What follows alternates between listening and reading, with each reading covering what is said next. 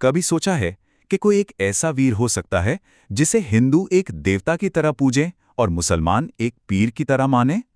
आज हम राजस्थान के लोक देवता गोगा जी की कहानी में इसी अनोखी बात को समझेंगे, जिनकी विरासत धर्मों की सीमाओं से कहीं आगे है। मतलब एक ही इंसान और दो नाम। हिंदुओं के लिए वो हैं वीर गोगा जी और मुसलमानों के लिए गोगा पीर। आखिर ये कौन थे जिन्हें दोनों समुदाय इतनी श्रद्धा और इतने सम्मान से याद करते हैं? चलिए इसी सवाल का जवाब ढूंढते हैं। तो चलिए सबसे पहले ये जानते हैं कि इस वीर और पीर मतलब गोगा जी की कहानी आखिर शुरू कहाँ से होती है।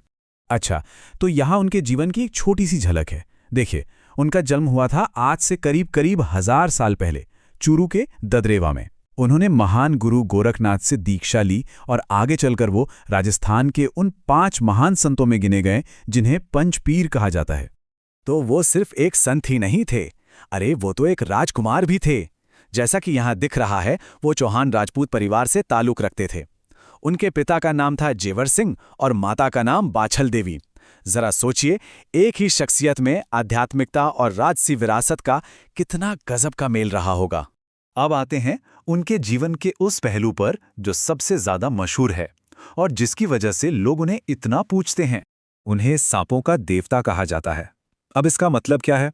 सीधा सा मतलब है एक ऐसी दिव्य शक्ति जो सांप के काटने यानी सर्पदंश से लोगों की रक्षा करती है। और पता है, यही विश्वास उन्हें बहुत खास बनाता है। लोगों में यह मान्यता है कि अगर किसी को सांप काट ले तो सिर्फ गोगा जी का नाम लेने से ही जहर का असर खत्म हो जाता है। और ये कोई सिर्फ कहानी नहीं है, आज भी गांवों में लाखों लोगों की ये जीती जागती आस्था है। और हाँ, उनकी कहानियों का एक बहुत जरूरी हिस्सा है उनका घोड़ा, उनकी नीली घोड़ी। ये उनकी पहचान से एकदम जुड़ा हुआ है। लेकिन गोगा जी की कहानी सिर्फ उनकी शक्तियों तक ही खत्म नहीं हो जाती। नहीं, उनकी सबसे बड़ी विरासत तो है सामाजिक सद्भाव की, सबको साथ लेकर चलने की। तो सवाल ये उठता है कि एकता और भाईचारे की ये मिसाल आज हमें कहाँ देखने को मिलती है? कहाँ है इसका सबूत? इसका सबसे बड़ा जीता जागता सबूत आज भी खड़ा है, हनुमानगढ़ का गोगामिडी मंदिर। पर रुकिए, ये सिर्फ एक मंदिर नहीं है, ये तो एकता की एक मिसाल है।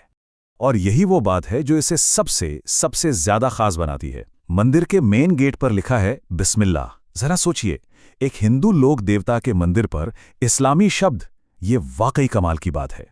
तो ये तस्वीर देखिए, ये सब कुछ साफ कर देती है। मंदिर का जो डिजाइन है वो हिंदू और इस्लामी आर्किटेक्चर का एक खूबसूरत संगम है। दरवाजे पर बिस्मिल्लाह लिखा है और अंदर हिंदू उन्हें वीर गोगा जी मानकर पूछते हैं तो मुसलमान उन्हें गोगा पीर कहकर याद करते हैं। सोचिए, एक ही छत के नीचे आस्था के दो अलग अलग रूप कितनी शांति से एक साथ मौजूद हैं।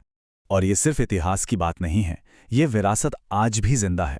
हर साल भाद्रपद महीने की कृष्ण नवमी को, जिसे गोगा नवमी भी कहते हैं, यहाँ एक बहुत बड़ा मेला लगता है। और इस मेले में हर धर्म, हर समुदाय के लोग एक साथ आते हैं। तो आखिर में बस एक सवाल मन में आता है, आज के दौर में जब हम अक्सर धर्म और समुदाय के नाम पर बटे हुए नजर आते हैं, तब गोगा जी की सदियों पुरानी ये कहानी हमें क्या सिखाती है? शायद ये हमें बस यही याद दिलाती है कि आस्था जोड़ने के लिए होती है, तोड़ने के लिए नहीं। इस पर सोचिएगा जरूर। चैनल को सब्सक्राइब करो पहले, हाँ जल्दी करो। मुझे पता है कि आप लोग नहीं करते, वीडियो देखते हो लेकिन सब्सक्राइब नहीं करते। ये लाल कलर का बटन नहीं से